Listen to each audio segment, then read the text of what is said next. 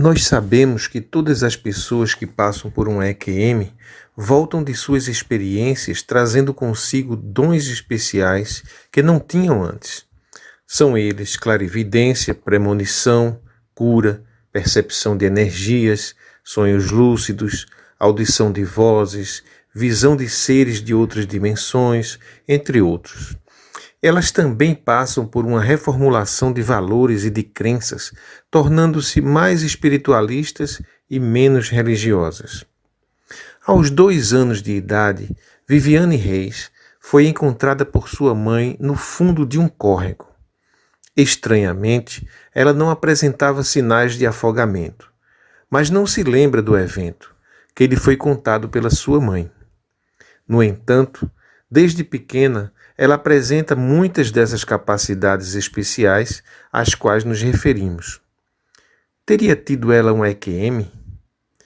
Eu, Paulo Alexandre Marques, tive a honra de ter uma conversa com ela e agora a compartilho aqui no canal, Experiências Luminosas, para que vocês possam tirar as suas próprias conclusões.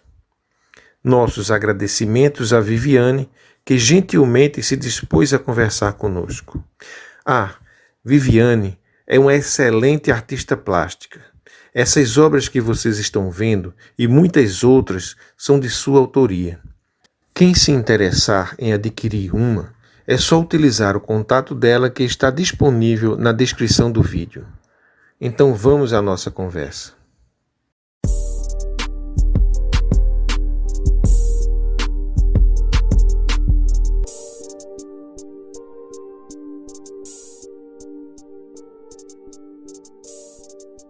Meu nome é Viviane, eu moro em Palmas, no Tocantins, eu sou artista plástica, artesã,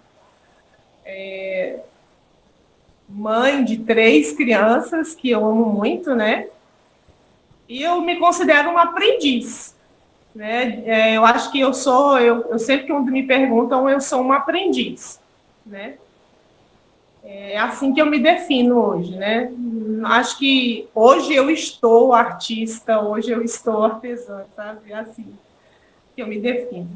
Bom, a minha história de vida, eu tenho assim, muitas experiências que eu não entendi, não compreendi, eu acho que foge a compreensão da gente, né? Mas quando eu era bem pequena, minha mãe, quando eu estava com 2 anos, assim, essa eu não tenho memória, né? Apesar de eu ter muitas memórias dos 2 anos de idade, eu tenho. Ela disse que me encontrou num córrego debaixo da água e eu não tinha me afogado, né? Essa foi uma experiência assim que é estranha ao normal, né? Por volta dos 12 anos, eu tinha visto muitas mortes, né? Desde acho que dos meus 7 anos eu vi muitas mortes e eu sempre questionava muito a questão da existência das pessoas. Por que uma criança morria? Por que um adulto morria? A existência de Deus? Por que era assim? O que era eternidade? Com 8 anos eu tinha muitas essas inquietações.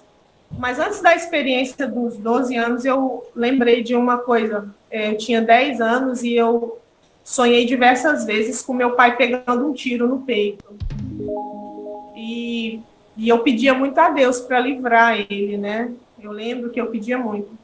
Aí, depois de algum tempo, eu fiquei... E era numa praça que tinha na cidade. Depois de uns 2 anos, eu fiquei sabendo que ele quase levou um tiro realmente naquela praça, naquele lugar que eu sonhei, né? Uhum. Aí, depois, quando eu estava com os meus 12 anos, acho que devido às mortes e à sensibilidade que eu tenho, eu comecei a ver todas as pessoas em um caixão. Eu só conseguia olhar para cada ser humano e a projeção que eu fazia a gente só tem o tempo hoje, tá? Vai todo mundo morrer. E eu pensava assim, por que as pessoas não enxergam que tem só o hoje? Elas não têm amanhã, elas não têm depois, elas só têm o hoje. E tem que viver hoje, tem que amar hoje, tem que perdoar hoje. Então, eu tinha isso muito forte, e aquilo foi ficando cada vez mais forte. E eu fazia perguntas assim, as pessoas, elas nem percebiam o que eu estava perguntando. Eu dizia, você ama a Deus? Aí, se a pessoa me dissesse assim, nunca pensei nisso não, isso era suficiente para eu me incomodar e sofrer por ela, né? E aquilo foi tomando conta, acho que depois de um ano, depois, aquilo tinha tomado uma proporção enorme. A dor que eu sentia por cada pessoa era como se eu olhasse para as pessoas e eu conseguisse, eu não sei explicar, mas é como se eu conseguisse perceber a forma leviana de cada um estava vivendo, sem se importar com o próximo, sem dar valor de verdade ao que é importante. E aquilo me incomodava, era como se as pessoas estivessem jogando a vida fora e fossem morrer a qualquer momento. E aquilo foi doendo, doendo, doendo, até o ponto que se tornou insuportável para mim. Aí, eu chorava muito, eu ia para o meu quarto, eu chorava, só que eu não conversava com ninguém. Aí, nesse momento, nesse dia, eu fui ao quintal de casa e eu vi lá, tinha um negócio com a caveira, né? Era um veneno lá, eu não lembro o nome. E aí eu decidi que eu ia tomar, que eu não aguentava mais aquele sofrimento que era muito pesado, né, para mim. E aí eu ouvi a voz, disse, não tome que vai ser pior. Se você for para o outro lado, vai ser pior se você fizer isso.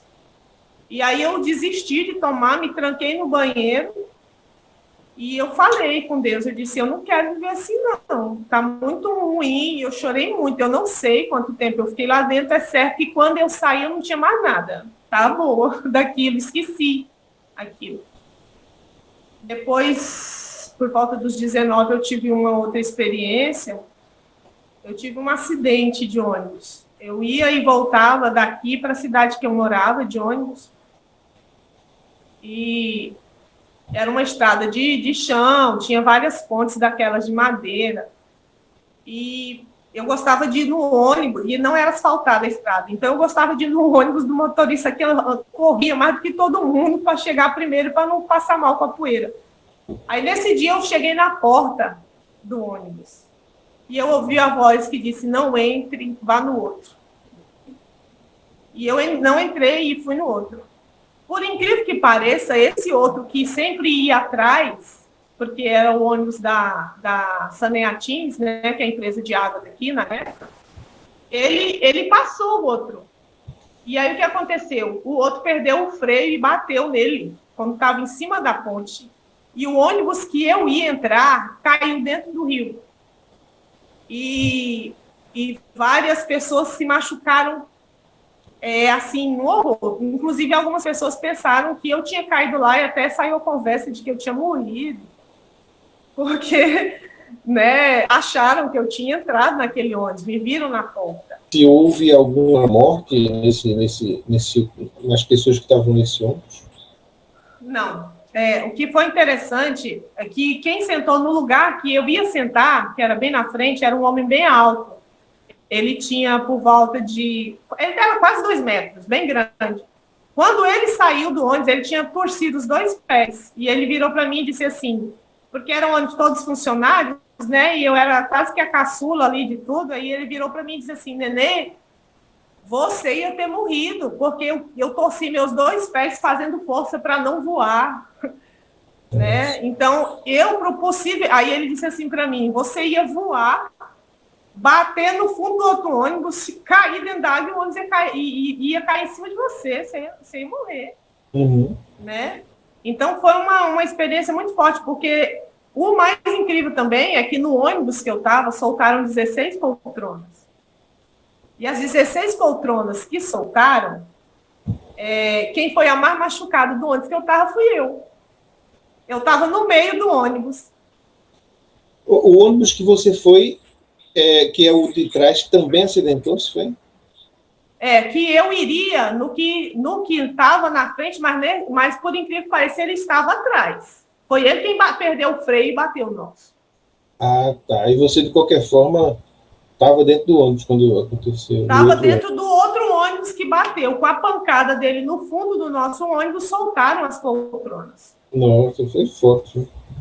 Aí bateu na minha nuca, e aí bateu soltou, né, as 16 poltronas e prendeu minha perna. Aí o médico brincou comigo, falou assim: as suas pernas envergam, mas não quebram.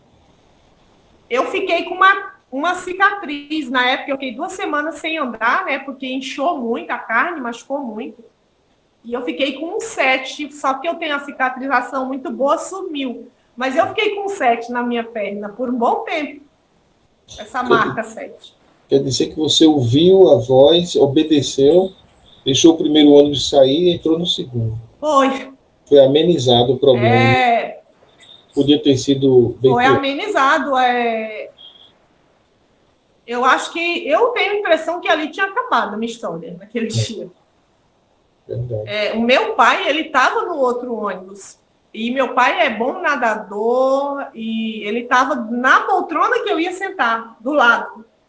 E ele foi o último a ser tirado do ônibus, e ele é uma pessoa que ele tem um fôlego bom. O desespero dele foi tanto que ele quase perdeu esses dedos, que ele quebrou o vidro, ficou tentando sair, e ele também torceu o pé. Quebrou o pé. Ele quebrou o pé nessa daí. Quer dizer que o ônibus caiu dentro d'água mesmo, né? E ficou ameaçando as pessoas de afogamento. Foi. Ele bateu no fundo do nosso ônibus, virou de lado, assim. Encheu de água, cobriu, assim, de água. Realmente, foi um livramento.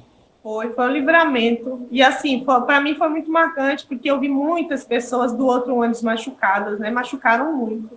Não morreu ninguém, mas tem gente com sequela até hoje. Sim. Bom, aí depois dessa experiência aí, com ônibus, que foi uma também que nessa época eu tinha muita... Eu não acreditava no sobrenatural, não, em coisas fora da matéria, não. Falou, para mim isso não existia, né? Então, essas vozes, só que desde pequenininha eu pedia, que eu tinha lido que Samuel tinha ouvido a voz de Deus, e eu pedia que eu queria ouvir, né? Eu falava, eu quero ouvir igual ele ouviu. Destampa meu ouvido que eu quero ouvir, né? E aí, assim, eu comecei, muito raramente, às vezes eu ouvia alguma voz, e que era uma direção, assim, que eu não sabia de quem era a voz.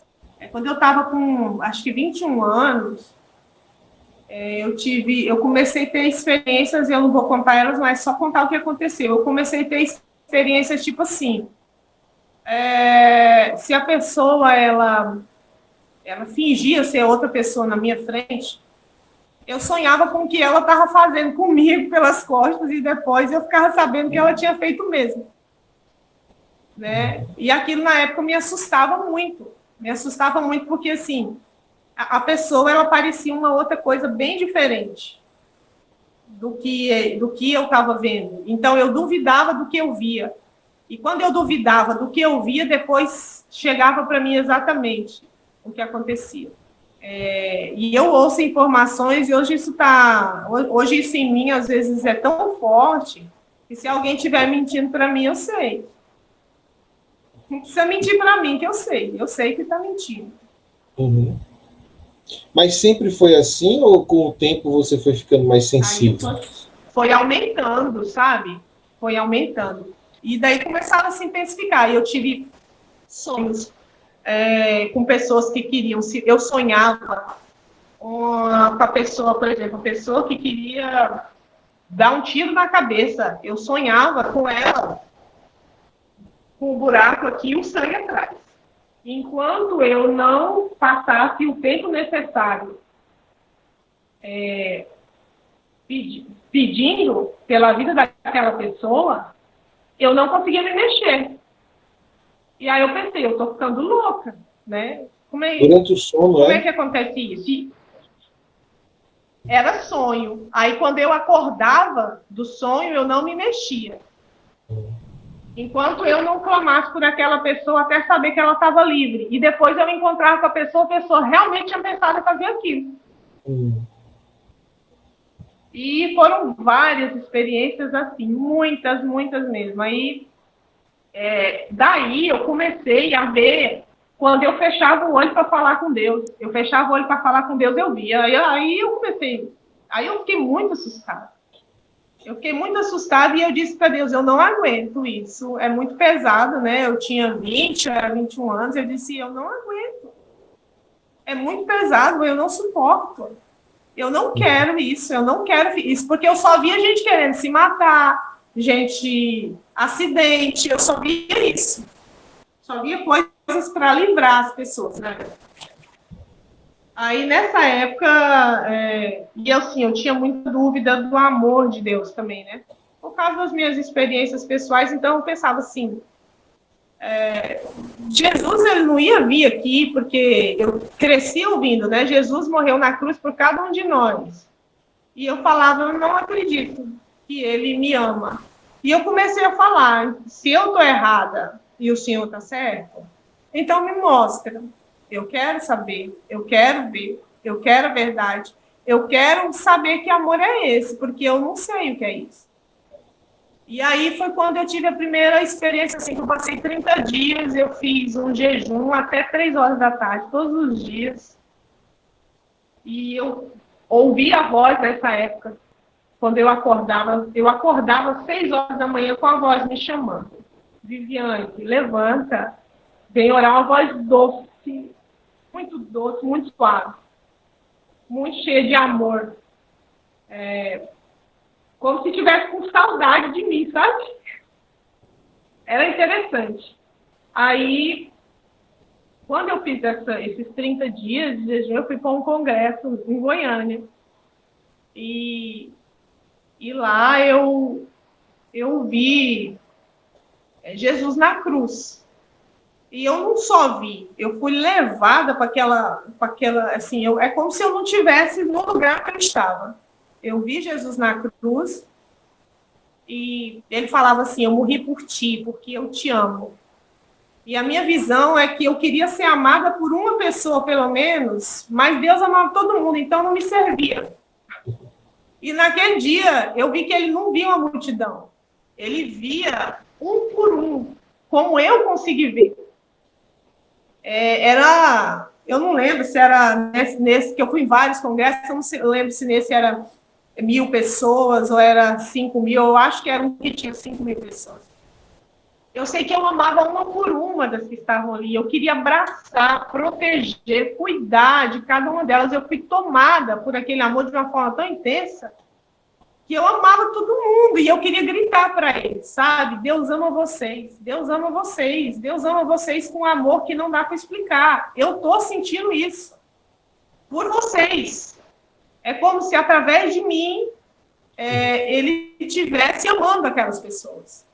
Essa experiência, ela não concluiu ali. Eu pensei que ela tinha sido concluída ali.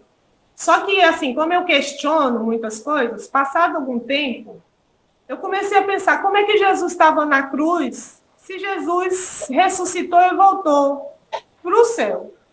E aquilo começou a me incomodar. Alguns anos depois, eu já tinha os meus 2 primeiros filhos, né? Eu estava numa ceia na igreja, naquele momento da ceia, né? Sim. E nessa hora que eu estava no momento da ceia,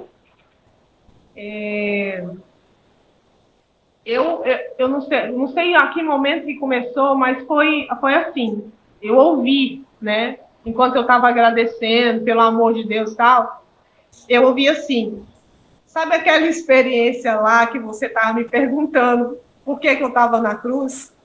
É porque a sua alma é atemporal. Você não teve uma visão. Eu te levei lá na hora que eu estava morrendo.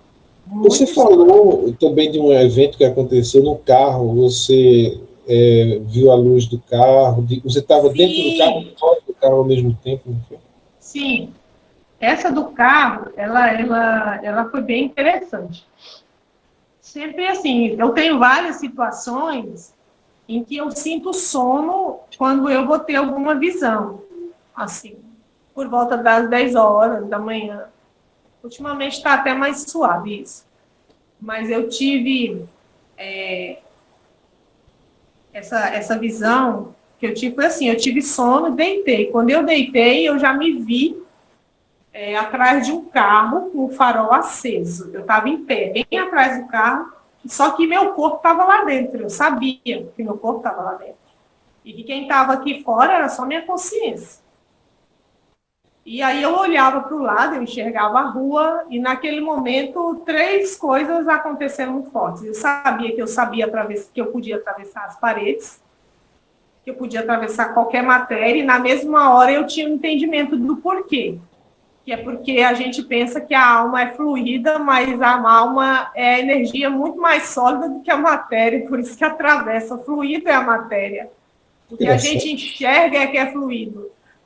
Por isso que Jesus atravessou, né, a matéria, e outras pessoas falam sobre isso. Naquela hora eu tive esse entendimento. É tudo muito rápido, então a gente tenta passar com palavras, porque não é uma coisa em palavras, é um conhecimento, né?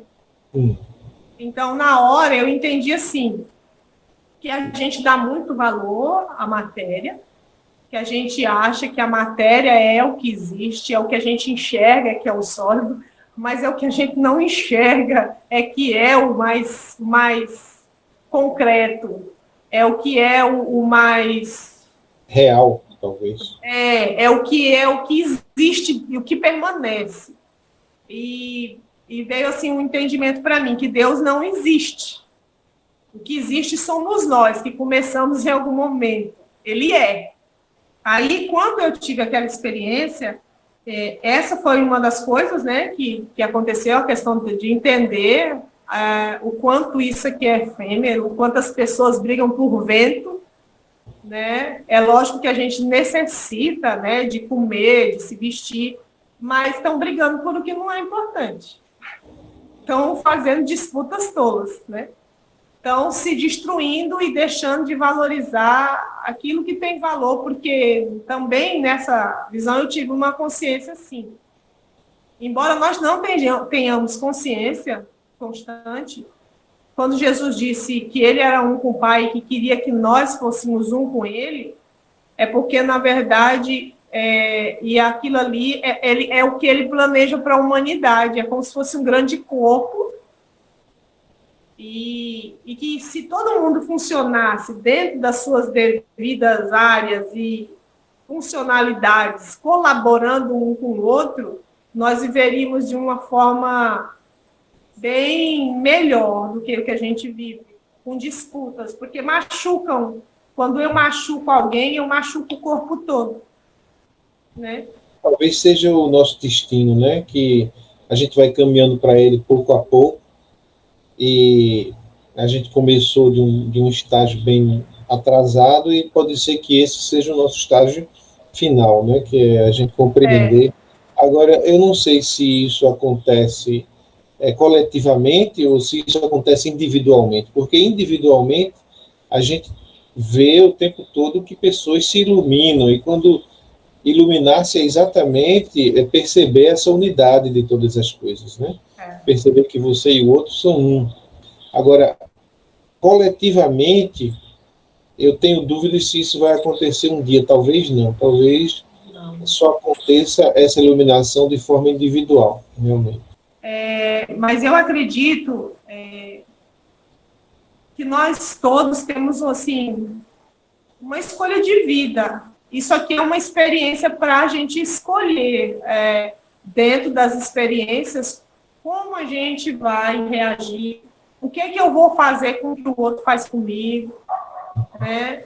Se eu decido desistir e virar... Porque nós temos a dicotomia, né, luz e trevas, então, assim, eu penso que a gente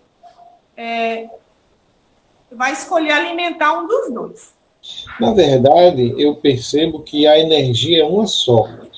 Deus é uma energia única, mas ela tem polaridades. Você pode escolher o lado da luz, o lado do bem e o lado do amor, como você pode escolher o lado das trevas, o lado da dor, o lado do ódio, do desamor, da desunião.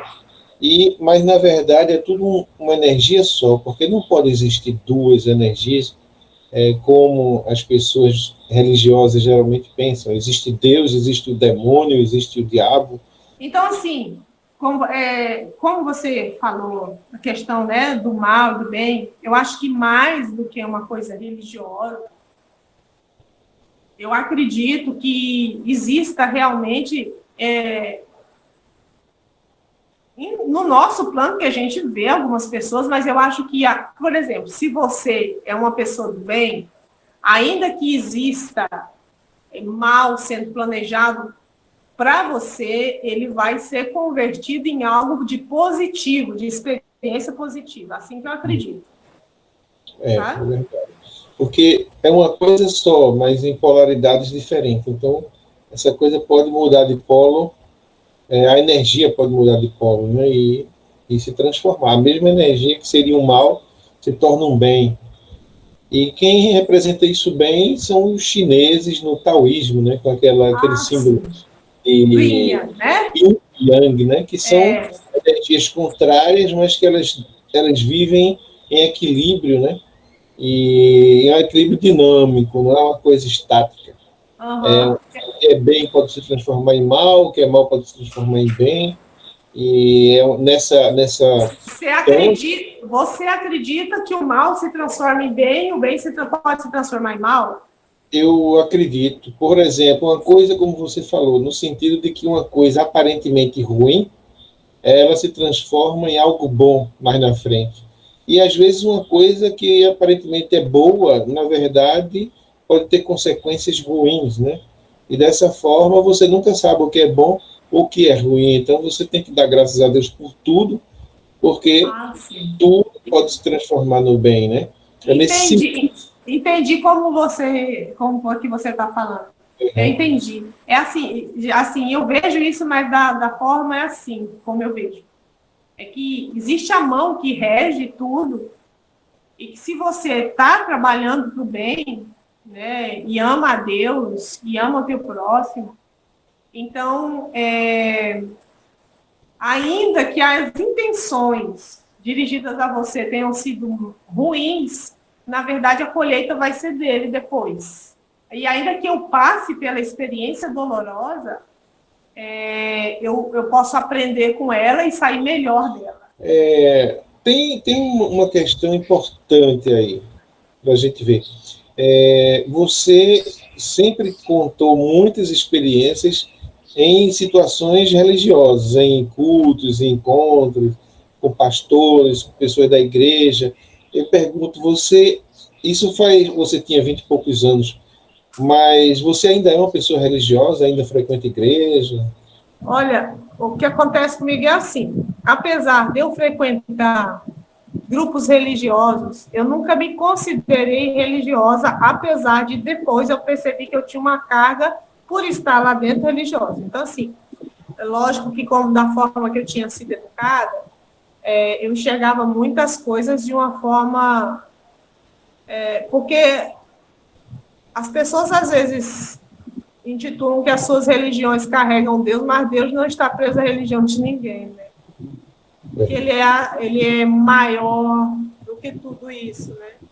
Você gostaria de falar sobre essa orientação que você teve para se afastar da religião? Ou você prefere, por respeito às pessoas que você conhece, não falar sobre isso? Eu vou tentar falar isso de uma forma... Vou tentar falar da forma que agrida menos as pessoas. Porque Jesus, quando ele veio, ele é o que eu tenho entendido. Então, vou passar o que eu tenho entendido. Jesus, quando ele veio, ele não disse a ninguém, seja espírita, seja batista, seja presbiteriano, seja católico. Ele jamais falaria, nem se parece, né, com ele, isso, de maneira nenhuma. Na verdade, o que se parece com ele é outra coisa. A religião sempre se levantou contra ele, né? Então, ele veio para instaurar o amor de Deus sobre nós. Ele era, assim, a incorporação máxima do amor, né? A manifestação de Deus na Terra.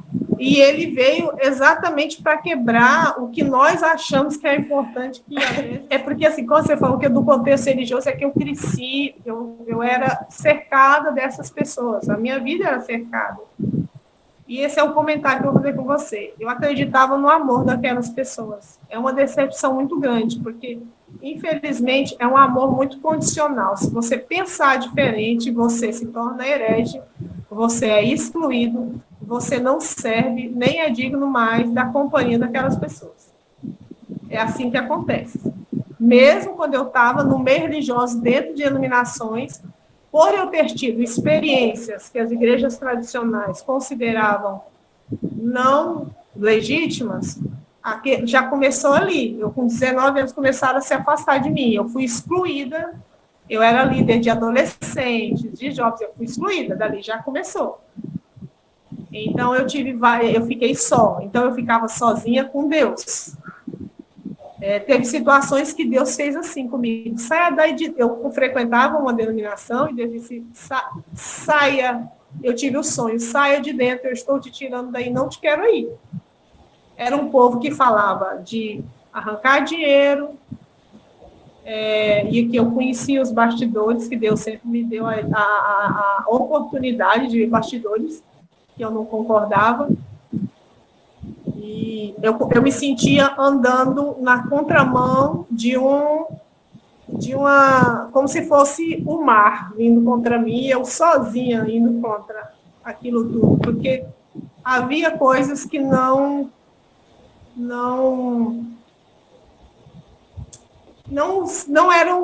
combinavam com o Espírito de Cristo.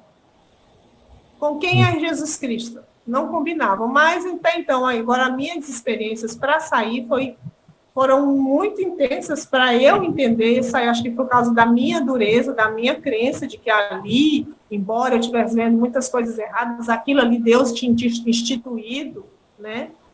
Então, eu tive uma experiência muito forte. Eu não sei como é que eu vou passar isso para que... Olha, uma experiência, eu estava em um culto.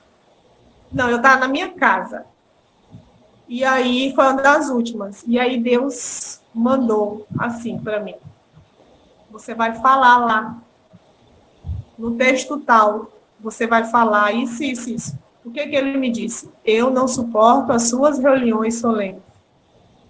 Elas fedem no meu nariz.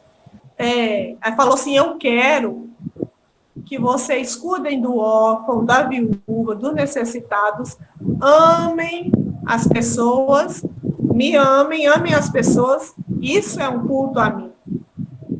Isso eu recebo como culto.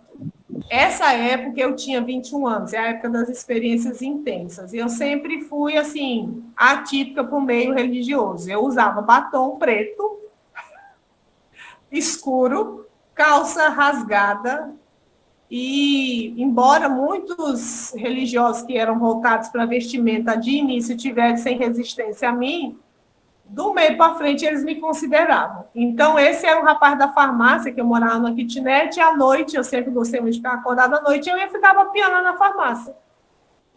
Aí, eu fui lá para a farmácia, e aí ele disse assim, Viviane, vai ter um aniversário do conjunto musical lá da minha igreja, você está convidada. Vai, eu fui. Aí, passados os dias, eu fui.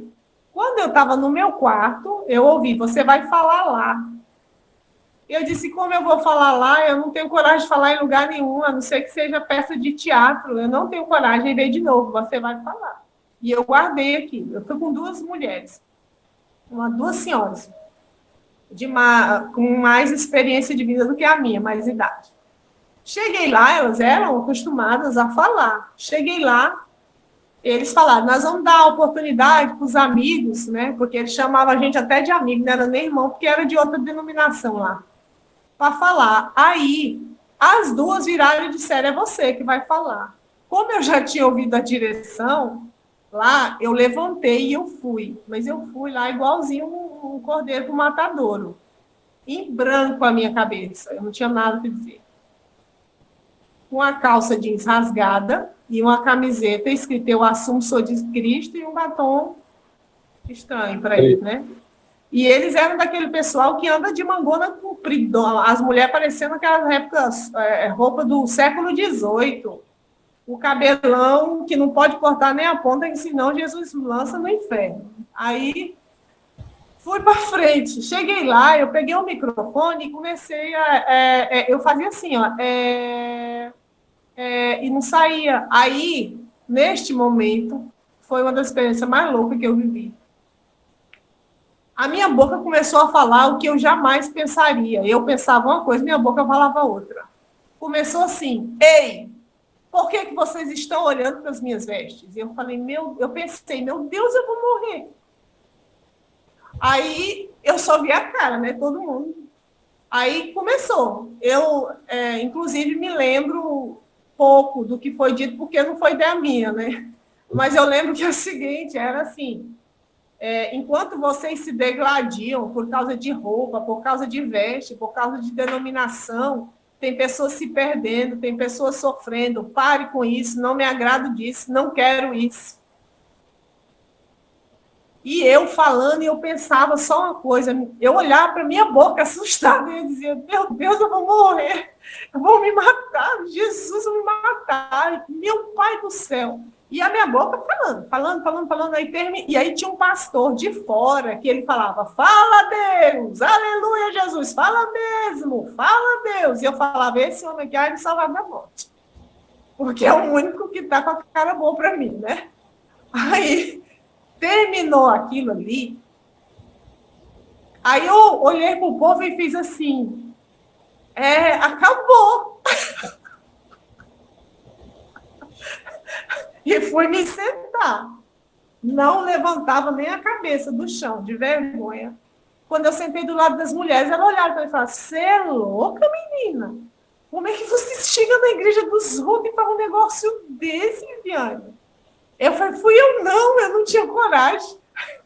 Então, assim, de lá para cá, aí, para você entender a minha experiência, aí eu comecei a ter uma experiência, onde eu ia, eu ouvia assim, Deus não está se agradando da sua idolatria.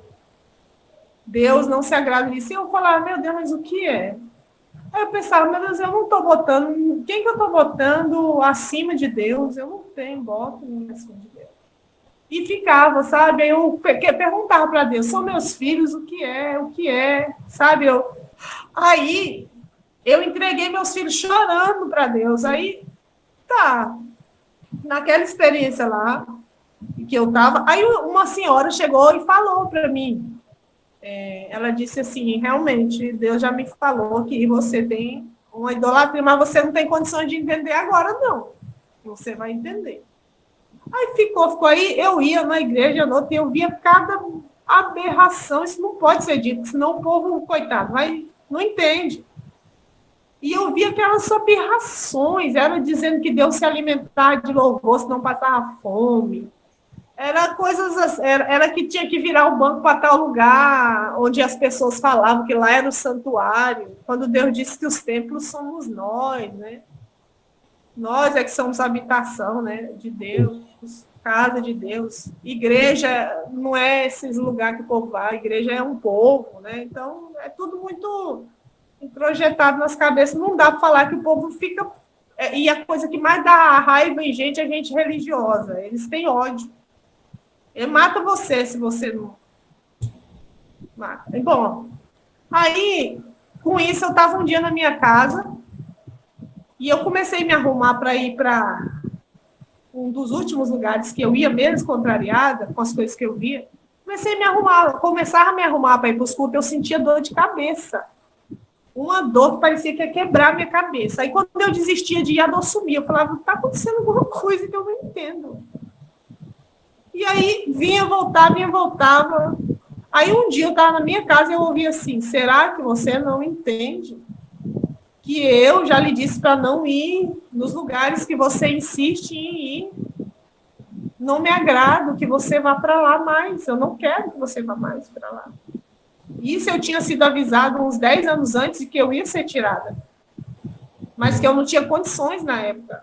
Eu amava as pessoas que estavam lá. Eu amava. Eu mudei muito de um lugar, de uma denominação para outra, mas todos com um amor muito grande por eles. E eu acho que antes eu não estaria preparada para a forma como eu fui tratada. Porque eu não enxergava que eles iam me tratar como se eu fosse uma coisa ruim. Mas eu acho muito importante que a gente fale sobre isso, porque são duas fases da sua vida. Uma fase que você precisava da igreja, precisava da religião, e não tinha condições de sair dali, porque você não tinha outro chão para pisar.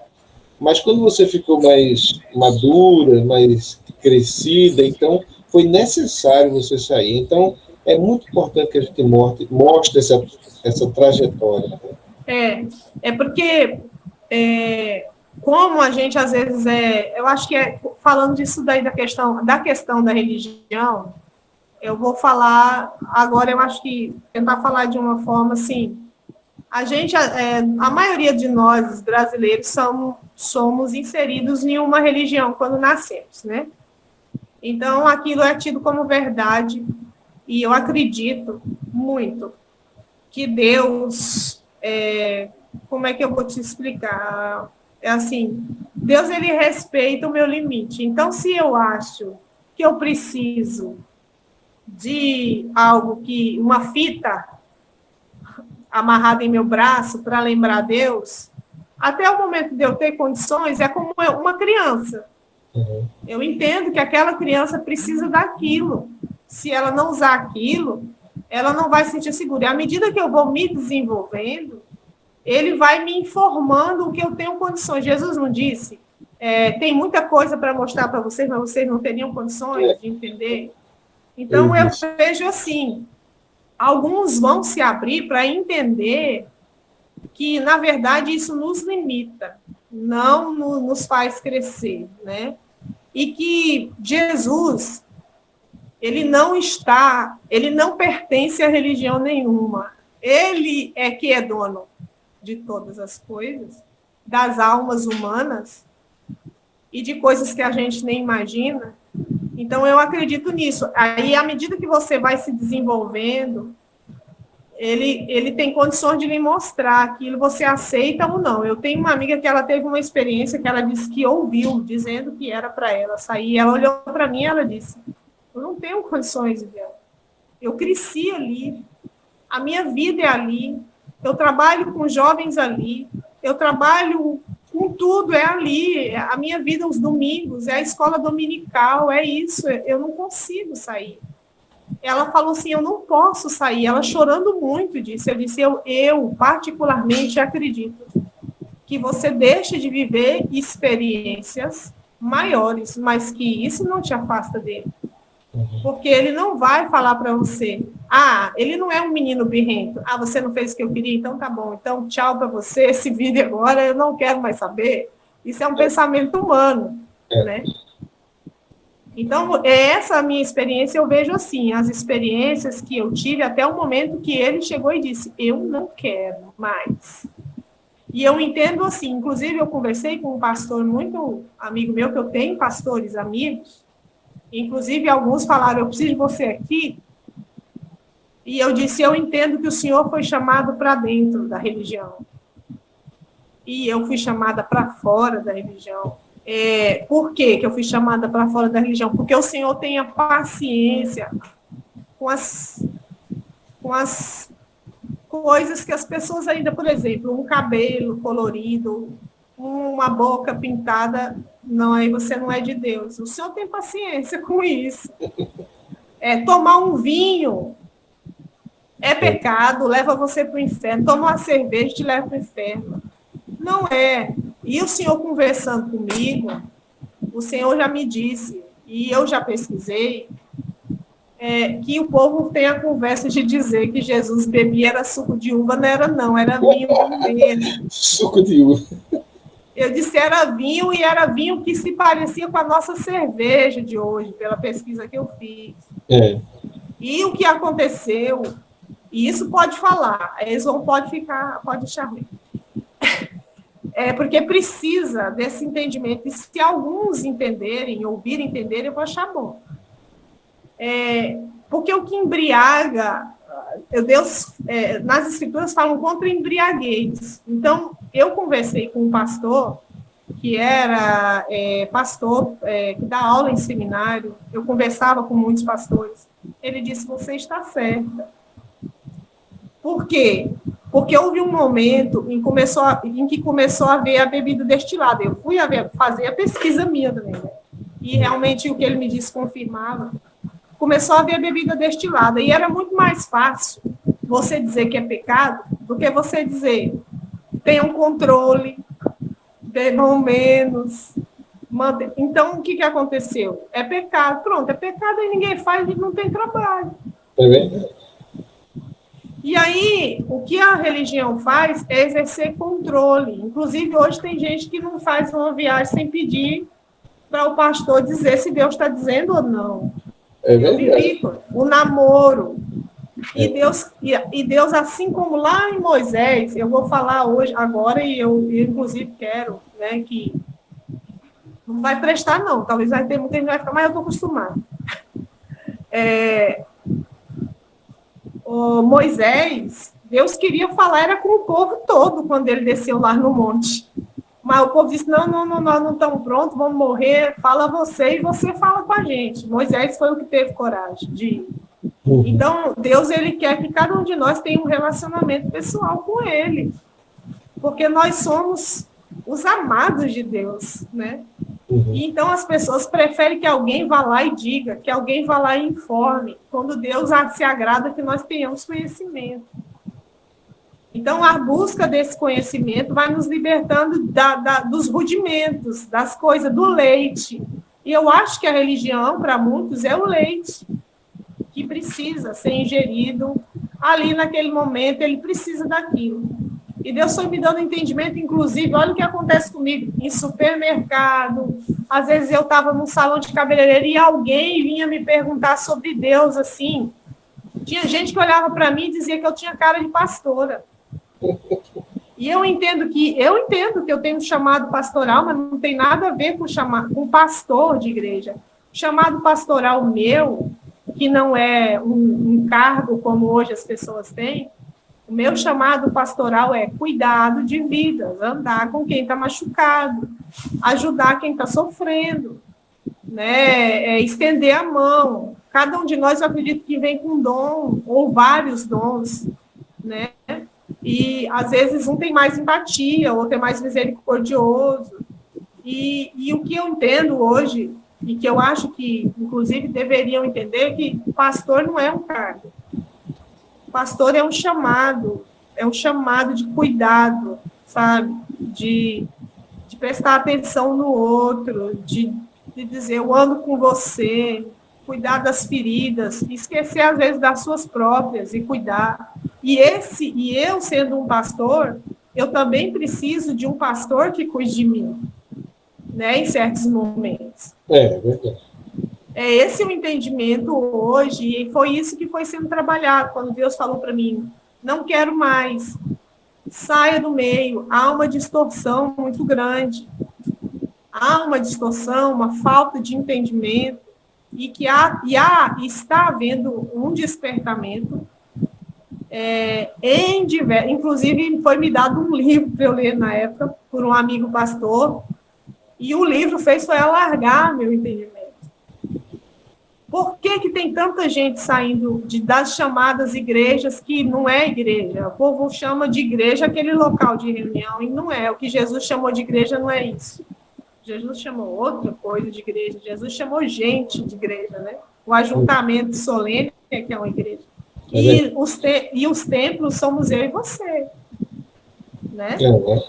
Então, nós somos esses templos. E esse entendimento, ele precisa vir para que haja uma libertação de uma prova é a pandemia. Não era obrigado a ir para os cultos, e agora? Como é que vai? Não vai. Agora desviou de não ir para lá todo domingo? Não vai. Está tudo fechado as igrejas. Sim. Então, os adoradores adoram em espírito e em verdade. O ajuntamento é para crescimento, é para troca de amor, é para troca de experiência, é para troca de afeto. Não é para sentar todo mundo num banco, olhar lá para frente e ouvir uma pessoa falando, e aí tem alguém passando mal do meu lado, e eu digo, meu irmão, eu te amo, mas eu não posso cuidar de você porque eu tenho minha vida. A hipocrisia precisa ser deixada de lado. É verdade. Porque você sabe, meu canal, ele não é um canal religioso, né? Não é um Sim. canal que prega religião. Embora eu seja, muita gente acha que eu prego religião. Eu não prego religião de jeito Eu sei. Por isso que eu quis falar com você. Pelo contrário, eu acho que a missão do canal é quebrar esses paradigmas antigos e abrir, ajudar, né, ajudar nesse processo, dessa abertura da mente das pessoas que está acontecendo nesse momento, em busca de uma iluminação maior, né? E, infelizmente, isso bate de frente com as religiões.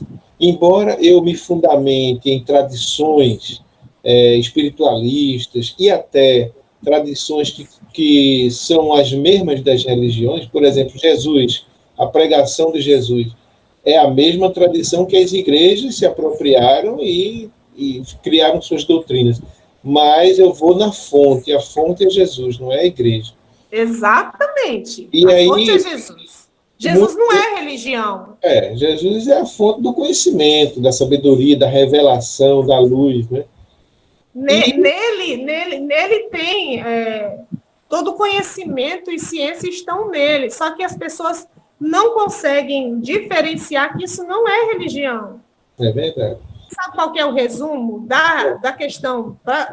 Quando eu tento passar o que você não é religioso, que eu não sou religiosa, é assim, a religião é a nossa tentativa dessa conexão com Deus. Jesus é a eficiência de Deus se reconectando com a gente, porque a gente não consegue reconectar com ele se não partir dele. Uhum. Então, eu entendo isso. Deus, ele se manifestou para vir na nossa direção, porque nós estávamos desinteressados. Uhum. E precisa de haver essa atração de Deus, partindo de Deus para nós. Porque a religião são as nossas tentativas falhas de fazer alguma coisa. Quando, na verdade, muitas vezes nós precisamos nos aquietar para nos conectarmos com o eterno, né? Porque todos nós, querendo ou não, fazemos parte disso, acreditando ou não vai mudar. Eu entendo que precisa-se de um estalo.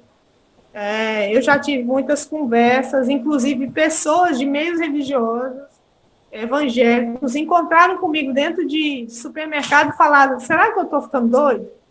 Está acontecendo isso comigo. Eu falo: não. Se foi a loucura generalizada. Isso é um despertamento. E muitos com muito medo de abrir a boca e falar alguma coisa e ser recriminado, né?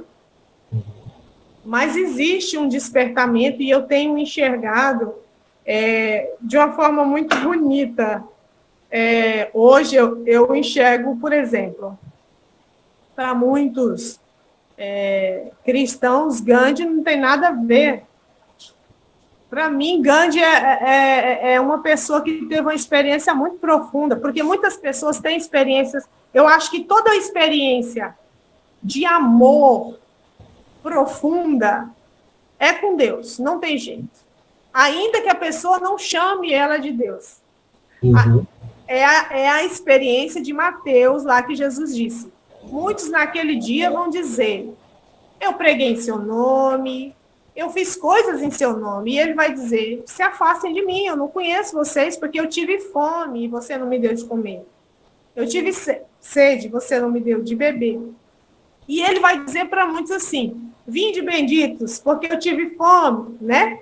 E você me deu de comer. Eu estava nu, você me vestiu. Eu estava preso, você me visitou. Eu estava enfermo e você foi lá cuidar de mim. Então, essas pessoas, olha só a resposta delas, que interessante. Quando elas não sabem, muitas não sabem que estão fazendo por ele.